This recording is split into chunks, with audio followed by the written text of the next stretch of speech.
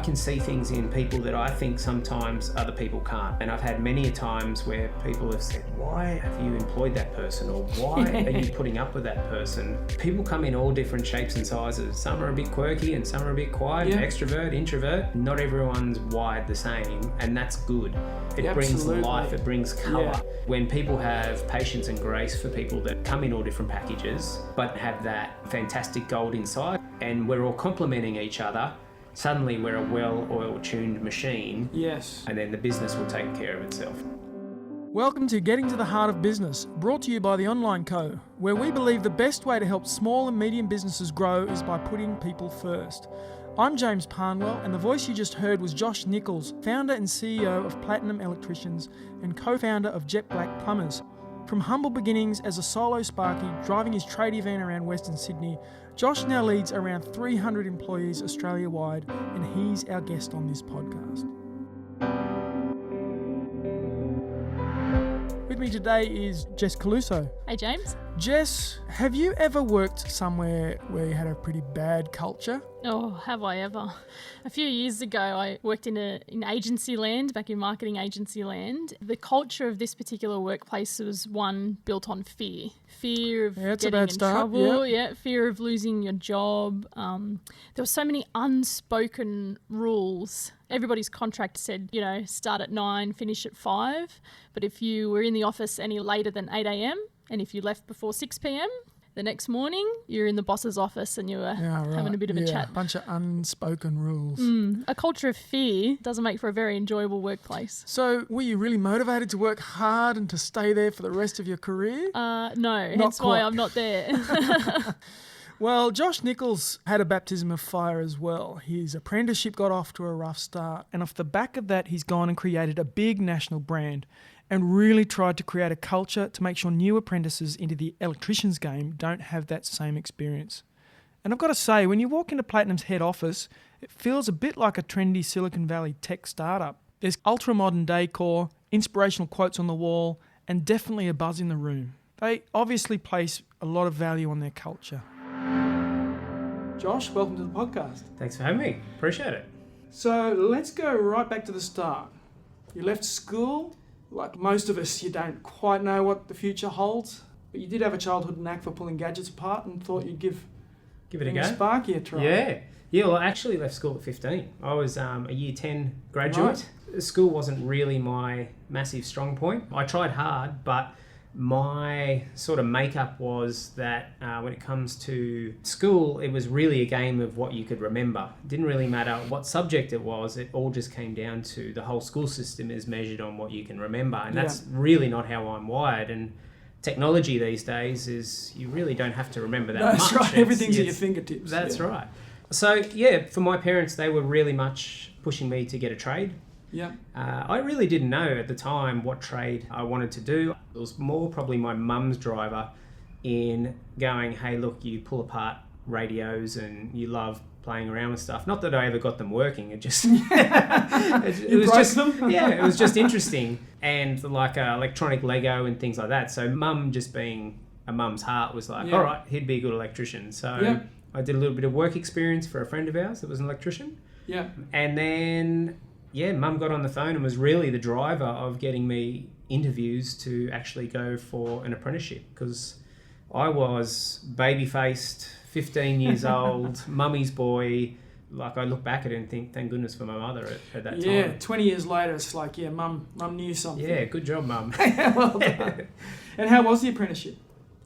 It was rough. Look, I was thankful and still am thankful for what it gave to me, because at the time I was very much shy, timid, and I got thrown into this world of trying not to stereotype, but like an older demographic tradesman, Western Sydney. It was quite rough. There was a lot of times there where I wanted to give up. There's a lot of times where the apprenticeship board had to come in, meetings with the boss. Like, it was pretty full on. It was, without going into detail, it was very testing and trying. And I thought, what on earth have I got myself into here? Yeah. Do you feel like in amongst the challenge there that you really kind of grew up? 100%. I had to grow up fast. Yeah. It was one of those sink or swim moments, and probably the first couple of years was the roughest in challenging who I was in being shy and not coming forth or sticking up for myself. After a couple of years, and I probably grew a foot after I left school and wised up a little bit that I could give a little bit back and earn their respect and things like that. But it definitely took a couple of years, but helped shape me to be a more confident person, I suppose. There's a lot of silver linings in it. I wouldn't recommend it to anyone. No. I wouldn't wish it on anyone. No. But there was a lot of good things that came out of it. Do you feel like it's shaped your business today in terms of how not to do things? 100%. Yeah. It's probably why culture is one of the biggest drivers for me, as they say, the culture eats strategy for breakfast. Yeah, and, Peter Drucker. So we are huge on culture and with how our office looks and feels and how we go about with our team and functions, and it's not just all about work and productivity. The culture piece is huge, and if I was to think about it, there definitely would be a little bit of driver of how I was brought up into the workforce that won't Let's be the not same. inflict that on the next generation. No, 100%. Yeah. All right, so you finished your apprenticeship. It's 2001. You start your own business. Paint us a picture of what that looked like. Yeah, it was a classic case of, hey, I'm a good electrician. That must mean I'll be a good business owner. Yeah, right. Quickly found out that those are completely two different worlds. And I will never forget the time when I always liked doing things sharp. It was always my makeup. So I bought a brand new van. Everything that I did was sharp. It was new. It's always been my style. And I remember driving to my first job thinking, I've made it. Yeah. This is it. This is the moment of all my goals, pinnacle, and I'm at the pinnacle. So the dreams and desires and vision at that time was just to be in business. I've started. Yep. This is great. Love it. I still remember the new car smell driving to my first job. Expensive cologne, that one. Yeah. So it was a fantastic memory that I'll never forget. But the start of it was definitely driven out of, I think I could have a go here. I say to a lot of people, my journey has been one foot in front of the other. Yeah. And here we are today. Would have I ever imagined it 19 years ago that I would be here now? Yeah. Absolutely not. Yeah, your point about, I was a great electrician, so I assumed I'd be a great business owner, I think is pretty profound, because you go from working for someone and then all of a sudden you've got to manage the clients, the books, the marketing, everything. You've got to arrange another bunch of skills. And then you hire someone, or maybe you hire a team and you go from sort of technician to manager. Yep. And then you hire managers to manage those teams and you go from manager to leader. Yeah. And they all require different skill sets. You've got to transform yourself a few times. 100%. Tell me about that process as you scaled and how you had to grow in yourself and reskill in some ways. Again, back to my childhood a little bit, where I always struggled in remembering. So I was taught at a very young age, self-taught, that if I was going to get through a certain season of my life, and whether that was an exam or a project, I learned from a very young age that I needed to leverage off other people to get the best result, because I knew on my own merits it just wasn't going to happen. And as bad as it sounds, like if it was an exam, I'd sit next to the right person and chat to them on going, hey, can I basically cheat and say, like, can you show me the answers? And or whether it was a calculator watch, or whether it was, I just learnt at a very young age that I wasn't wired to remember things for a long period of time.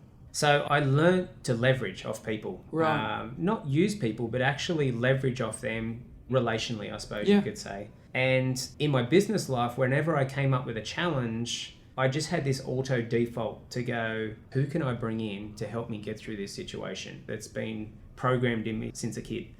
So going through those different levels of management and leadership and business growth, I always have brought in different experts in their fields to either help me, coach me, help my team, coach them.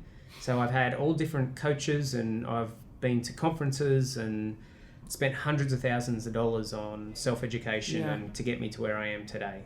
And along the way, it rubs off and you learn and you build your own, I suppose, knowledge up as you go as well. Yeah. But even to this day, we still have coaches coaching our franchise network. I still coach some of our franchises in leading my team and managing them. It's just sort of a process of getting experts around you, leveraging off people that have already been there and done it. Yeah. There's a real feeling of why reinvent the wheel? If someone's already 100%. built that wheel, then let's use the wheel. Yeah. Just going back to school, on the podcast we interview all sorts of people from all sorts of walks of life, and it's always terrific to meet somebody who's got a PhD and is successful, and for someone else to say, school wasn't really my thing. And I think it's important for listeners to know that your level of school education really doesn't define your success at all. No. But your education has to continue, and that looks like all sorts of things. 100%. It's been so freeing as a father of 3 kids, and they're all in primary school still. They'll have tests, or they'll be a little bit nervous, and it's been so freeing to teach my kids that school isn't everything. It's the attitude that you have to school. Yeah. So whether you top the class or whether you just scrape in, or it's been a real freeing journey to talk to my kids around things like that. It's all about the attitude. It's all about how you take on things, or did you actually try your best? Because like I said to everyone, at school, I wasn't a rat bag. I didn't try and be the class clown, or I actually tried proper and used to study. And my parents used to just feel sorry for me because I actually tried and still just scraped through. But with the testimony of what the business is, it's great to be able to talk about this message to free people when you see all the pressure on the people for doing HSC, to actually go, hang on, no, there's somebody that did struggle at school, that left at year 10, and you can be very successful in what you do. It's not the be all or end all. It's all about who you are going through that. Is, like I say to a lot of people, is your purpose bigger than your problems? It's why you get up in the morning, why you do what you do, are the biggest drivers, and having the right attitude and being a good person at the end of the day. So you're really talking about, a person's character as opposed to their intelligence or their competence, their skills, and how you look at your children and you're developing character in them. I've often considered the similarities between parenting and leading. Do you see that same value around developing people's character or spotting people of good character in your staff? Absolutely. Yeah, good point. A lot of the time I believe that people never have the opportunity to have the leader above them to pull the gold out. Yeah. But I believe everyone has gold inside them. Yeah, absolutely. And people are so much more capable than sometimes what they even think they are. But if they're under the right leadership, not management, leadership, I believe that people can soar. People have huge potential. Tell me the difference between leadership and management. Management is managing people to do a certain thing. Leadership is the ability for others to want to follow your vision. So they are self-inspired, that they want to create, that they want to improve and make better, not just do because I have a KPI and my manager's telling me that I must do this for the month. The biggest thing in training your management is on how to lead. I find a lot of middle-level management can get stuck in managing people and not leading people. And the trick is teaching your middle managers that have been under your leadership to lead then the next generation under them. I guess management is around task. Leadership's about vision and inspiration and pulling the gold out of people. We often talk about the idea that everybody's got a superpower. Someone's amazing at something and finding what that is.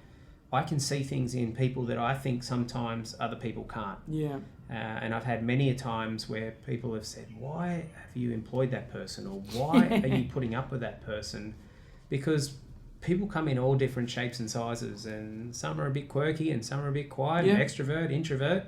But you've got to sometimes see through all those sorts of things and understand that not everyone's wired the same, and that's good. It brings life, it brings colour. Yeah. And when people have patience and grace for people that come in all different packages, but deep down have that fantastic gold inside them in a particular area, and we're all complementing each other, suddenly we're a well-oiled, tuned machine. Yes. Where everyone has grace for each other, appreciates each other. Suddenly, then your business is constantly growing, because it's not you trying to manage people to do what you say.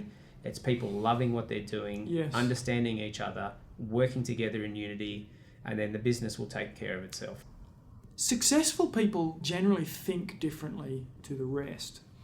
And one thing I think is big, successful people will often see the best in people or believe the best. If something goes wrong, they'll often think, there must be a good reason for that, as opposed to that person's lazy, that person's incompetent, that person's lying to me. When looking for the gold, you fundamentally need to see that person positively. Yeah, I suppose. Whenever I employ anybody, it's very rare I go into their skill level. I've never asked ever in my history of business what graduation you had or what document you have. Literally, I'll sit people down opposite me and interview them to see if they are of good character. Yeah. How do they respond to things? Are they pessimistic? Are they optimistic? Are they someone that I would hang out with outside work? How will they fit in with the rest of my team? I ask them what they do for fun. A lot of these people are spending that much time here, sometimes more than they're spending it with their family, so to speak, because they're here 8 hours every day. Yep. We're doing life with these people. We have to be able to work together. This has to be a good place or a fun place for everyone to come and be productive, don't get me wrong, but also enjoy what they're doing. They're not just turning up, clocking in, clocking out, going home. Life's too short for that. You've got to enjoy the journey. So you're hiring on character first and competence second. Always, I think that's a wonderful piece of advice Yeah. to listeners. We do exactly the same. You can train someone to have a skill, Correct. but you can't necessarily train them to be honest. No, there's a lot of things like that when it comes around the attitude side of things. If you step in to hire over skill over attitude, you're stepping into the zone of trying to break habits that could be there since childhood. It's going to be an uphill journey. And there's times for that. I believe in helping people that have had a past or really want to get on the straight and narrow. There's room for that, but you've got to be very careful of your ratios and you've got to know what you're signing up for. I talk to business owners every day about their marketing, and the consistent feedback is that they feel lost in the digital marketing world. Usually, they've got someone to have a go at some SEO, Google Ads or social media, but they often don't know what work is even being done, and they can't see any results. This is where our team and I can help with our digital marketing playbook. Over the past 10 years, we've designed a process to help you achieve your business goals by speaking to the right people at the right time with the right message. We analyse your competitors, create the unique voice you should use in the marketplace, map out your customer's path to purchase, and then create expert search, social media and nurture strategies to attract the right people to your business. This is all underpinned by our belief that the best digital marketing puts people first. If you need help to get your marketing on the straight and narrow, why not drop us a line at theonlineco.net. You can have a quick chat to one of our team to see how we can best support you in growing your business. I love the idea when you talk about, I just needed other people's help. You know, there's an underlying humility there. And I saw that be humble was one of your values. I suspect a lot of business people think they need to be Superman. They need to be biggest, bestest, fastest, strongest, smartest, wisest. And it's a fallacy. It just doesn't exist. 100%. There's a book which I recommend to everybody if they're new to business or even been in business for a while called The E-Myth. Which is a very famous book, but really talking about transitioning from the technician to the business owner. And I think for a lot of business owners, they can get trapped and their business can get capped. Business will cap out wherever your leadership caps out. It's as simple as that. That's why you have to grow yourself. But it's something as a business owner that you have to learn to let go. You have to leverage off other people because really, in a service-based business, in my position, you're really selling time for money. You only have so much time in a day to sell. So the game is getting more time to sell. You only can do that by creating a bigger business. I'm more talking from a service-based business compared to a product. As opposed to product, That's the game you've got to be in. You can't be the one, again, in a trade business, like I can't be crawling around roofs when I'm 50 years old. It's just not practical. There's things that are going to hurt and it's possible, but it's going to be tough. So as a business owner, you want to start building the younger generation up. You're training them. You're leading them. Tell me about your WOW principle. Yeah. Well, it's become a bit of a play on words lately. I can hear my mates sometimes saying, oh, what wow are you going to bring today?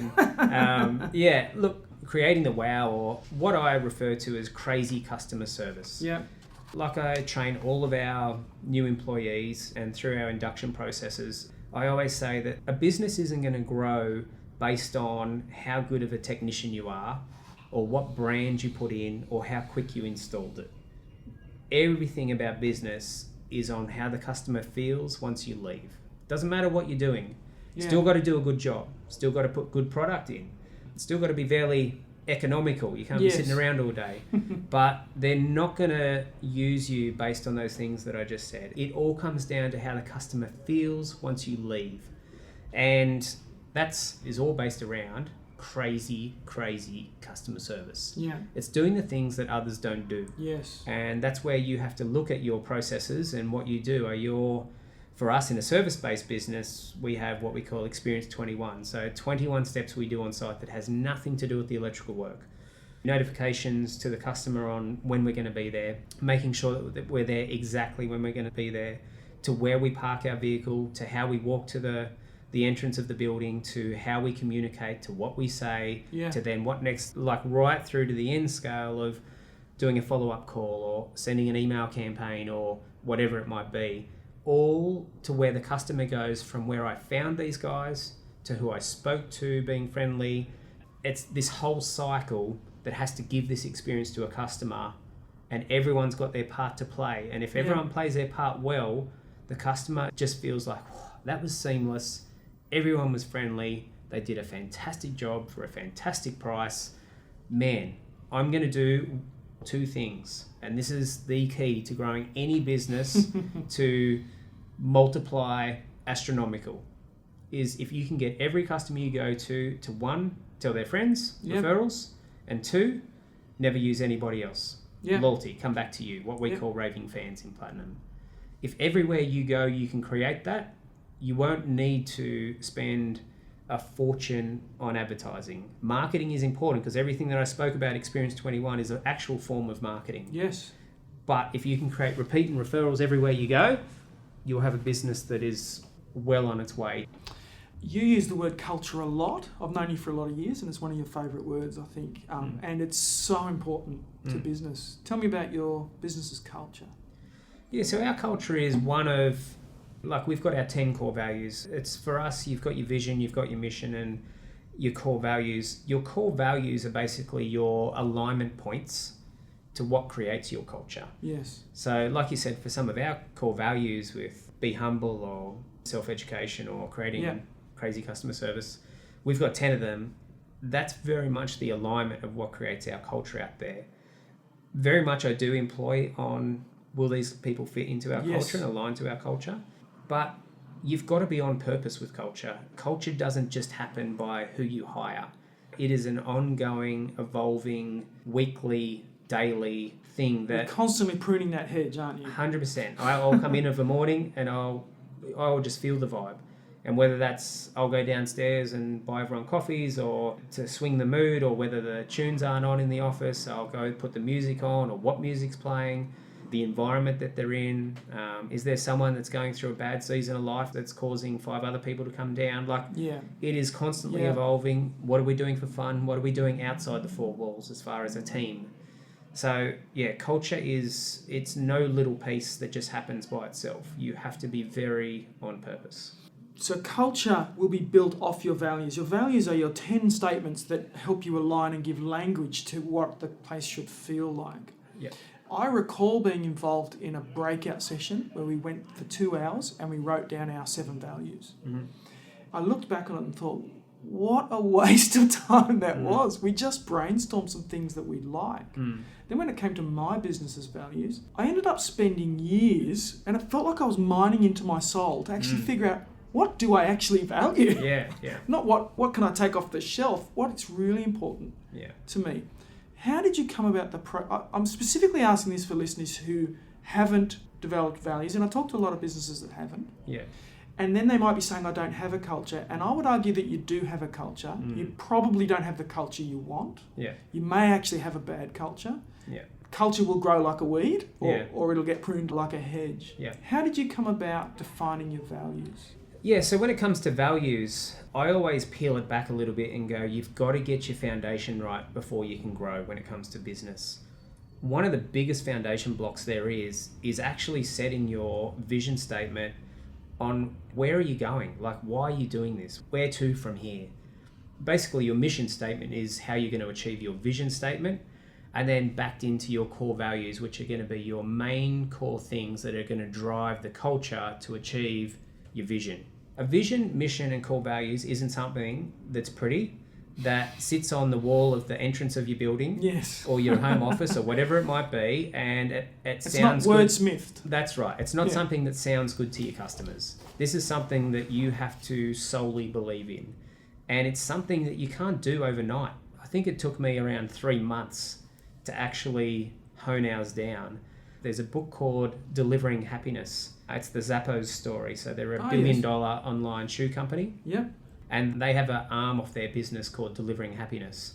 And some of the stories in that book, like, it is customer service, culture. It's a book that I give to all of our franchise owners. I can't recommend it enough. We even had the co-founder of Delivering Happiness come and chat to us at our conference for our franchise owners. That's how much I believe in what they had to say. They are probably the leaders in culture when it comes to an organisation. One of your values is being generous. Mm-hmm. It's also one of the Online Co's values. But you have a really unique way of approaching your generosity. Yeah. So Simon Sinek, he always says it starts with your why. And a lot of people, when they get into business, don't understand why they're in business. They're just in business to make more money than they could possibly if they were employed. And that's just not going to cut it. It's not a big enough why. Yeah, it's not a big enough why. So when the hard times come and the money's not coming in, all right, I'm out of here. There's a Bureau of Statistics stat that says 1 in 1,000 businesses make it in every 8 years. Like, it's a terrible stat. Yeah. Like I say to a lot of people, your purpose has to be bigger than your problems. Yeah. So to answer your question, my wife and I's why in life, because there's not a lot of difference between your business life and your personal life. It's just you lead a life.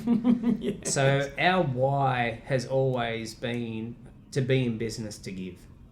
The bigger we become, the more profitable that we are, unashamedly, is to give as much as we can.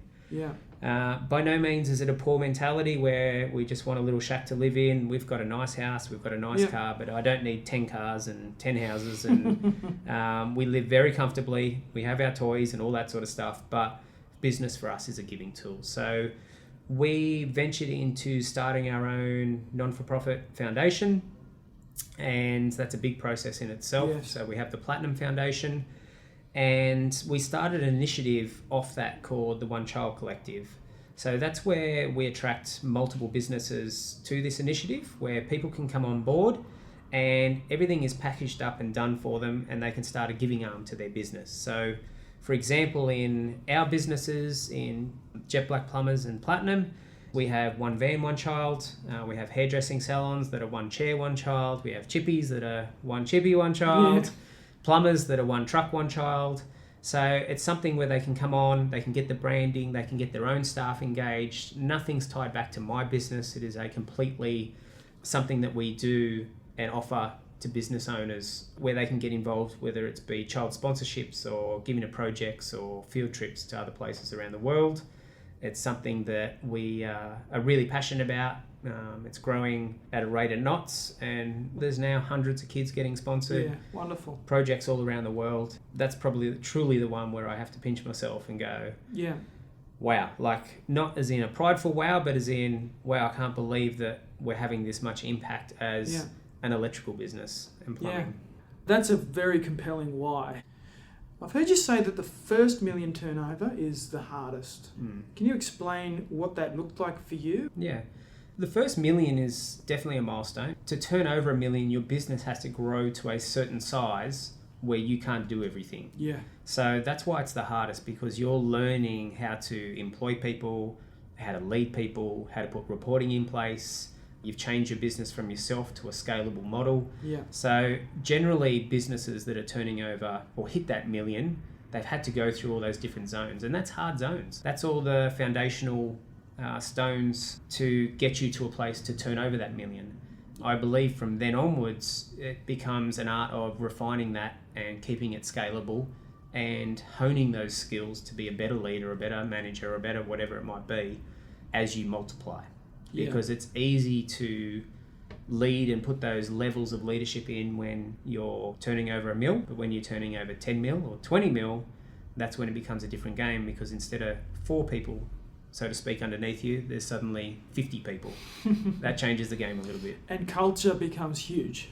Huge, yeah. Yeah. Culture is a huge cost saving. If you don't have a culture, people come in and out of the place like a rotating door. It costs a lot of money in HR, recruitment, people aren't connected. There's so many sides to culture, how it benefits your business, both financially and growth-wise. Thanks for listening to our podcast. If you're finding it helpful, make sure you don't miss an episode by signing up to our emails. You'll get access to bonus content and we'll notify you whenever a new episode goes live. Check the show notes for details or head to theonlinecode.net/podcast. You mentioned the hard times or the challenges. People will often look at a successful person like yourself and go, wow, it must have been easy, must have just sailed away there. He set his business strategy and got started and it's all been roses. The truth is, no business is ever built that way. Tell me about some of the, or maybe a particular example of a time where it's been tough for you. No, I don't think it has. I think it has been all roses. No,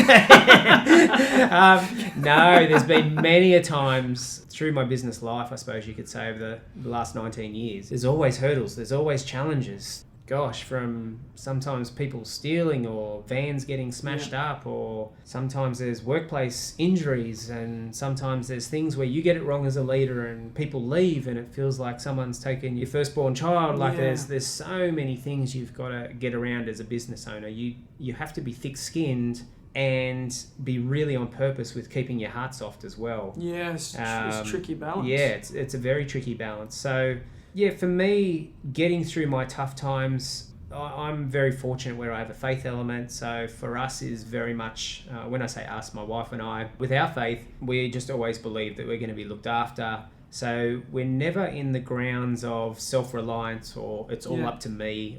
We rest and know that everything is going to be okay. So not that I don't have stressful moments. It's sometimes a lot easier said than done.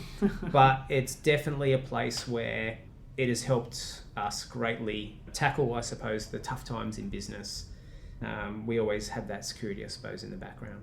Yeah, wonderful.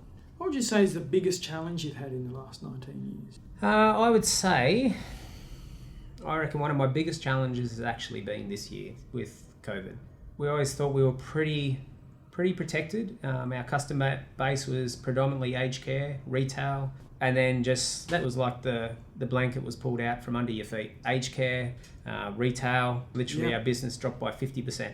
Wow, didn't see that coming. No. So yeah, we've been on a journey.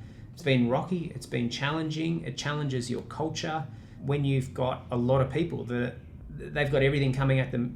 Fear, what ifs, interest rates, job keeper, job seeker, what's going to happen, can't travel. For us with a franchise business of franchise owners around the country, we can't go and fly and see them.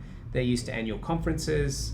People are being isolated. They're scared. It's really been challenging my leadership, trying to keep everybody's, I'm not sure if it's the right saying, but I'll say it, heads on, as far as a lot of people are getting lost, thinking this or thinking that or thinking that they're not loved, trying to control gossip and rumours and it just happens in any big bunch of people.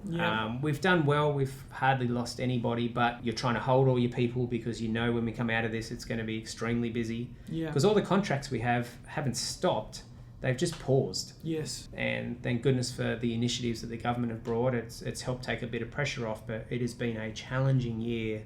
For us, we were very blessed where we've always had a very tight financial control. We had enough in savings to ride us through. Again, another very important point is giving debt the respect it deserves. Yes. It's a lot of people get into debt way too easy.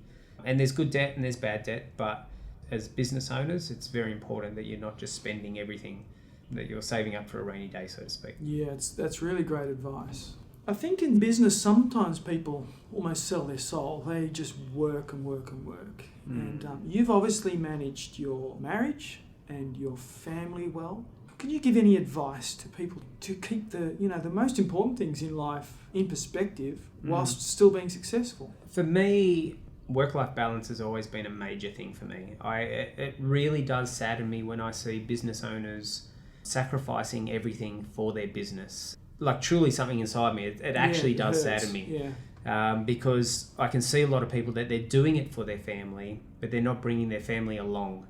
And then you see the divorce and the kids, and it's a terrible story because people aren't doing it to hurt anybody. They're doing it to actually bless their family. Yeah, or yeah, grow the their family. intention's good, yeah. So, yeah, there's seasons in business where I've done some big hours or weekend work, but it's very rare. Again, you've got to be really on purpose with your time. You've got to be disciplined. You've got to have some boundaries in place as a business owner to go, no, these are my rules to the game. And it's quite a fun project if you want to sit down and set those boundaries. Yeah, yeah. So for my wife and I, we have different boundaries of coming home and we're not on devices and what time that I get home by. And it's not like my wife is setting rules that I must be home by this time, but there's rules that we have for both of us where we go, okay, this is home time now. Yeah. Business is off. We're not talking about business. It's all about the kids. They're all little at this stage. And positioning in the business in a way where I'm not involved in any of the day-to-day operations. Now that's, you could say, great for you now, Josh, because you're 19 years in and you've grown it to where it is. But I've had these things in place even when I was 2 and 3 vans, a lot smaller business, under $1 million turnover, because business to me was always a tool to have that work-life balance and extra profitability to give. What you're saying is that to be successful, you don't have to wake up in the morning. First thing you do, check your email. Work all day. Last thing you do at night, check your emails. No. So for me, I'm a little bit probably old school where on my phone, I don't have any notifications. I don't have any social media on it. My phone is literally a phone. I don't use it as a device to work away from my desk. It's when I'm at work, I'm working. When I'm at home, I don't even look at my device. It literally goes in the cupboard. And I get on with doing family time. So I think in this day and age, people have to be very careful. Yeah. These phones can control your life. They demand your attention. I always say to my kids, if you're there, be there. If, for example, their nana or granddad is talking to them, I'm like, you can't be on a device. You can't be distracted. If you're with someone, you're with someone. Again, you've got to be on purpose with that sort of stuff. We live in a world now you've got stuff coming at you left, right, and centre. Yeah, you got to be very mindful. So if 1 in 1,000 businesses last after 8 years, yeah. If you're going to go past 8 years, you can't be working 16 hours a day. Like, you will burn. You'll wreck your relationships around you as well. Yeah. May or may not, I'm not sure. Different characters, different people like different things. I've got some friends in business that love waking up at 3 a.m. and getting to the office at 4 a.m. And to me, that's just like, that's my worst nightmare. It just really comes down to the individual, I suppose. But something is going to give. If you haven't got balance in place, there's no room for space. There's no room for creativity. I would much rather earn a lot less if I can employ more people. So then that gives me more time. Yeah. I'm always a fan of hiring smarter than yourself and leveraging off people that can give you more work-life balance. Do you ever feel threatened when you're hiring someone smarter than yourself? Never. I love it. If I have people smarter than myself, I think it's the best thing ever. I love seeing them in their lane doing what they do. It inspires me to do what I do better. Absolutely. I remember, I think it was Dick Smith in the 80s saying this exact idea. Everybody that works for me is smarter than me. Yeah. And it starts with humility. But there's blessings all around. There's blessings for you and there's blessings for them in the whole process. Yeah. When you see people in their lane is what we call, they're doing what they've been born to do well. And when you see people in their right lane, their right fit, I don't think there's anything more rewarding. It's awesome seeing people shine at what they do. Yeah, it's wonderful seeing people thriving. Yeah.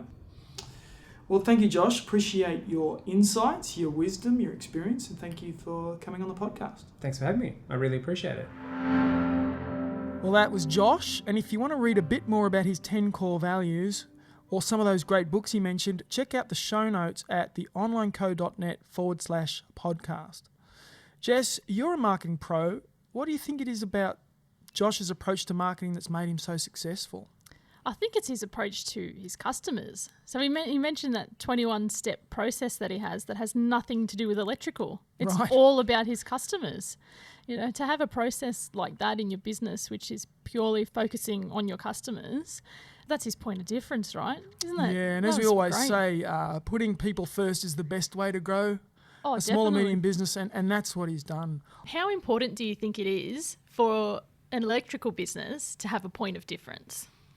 Well, I just researched that there's 150,000 electricians in Australia. Wow. So there's a real question about why would somebody hire you and not one of the other 149,999.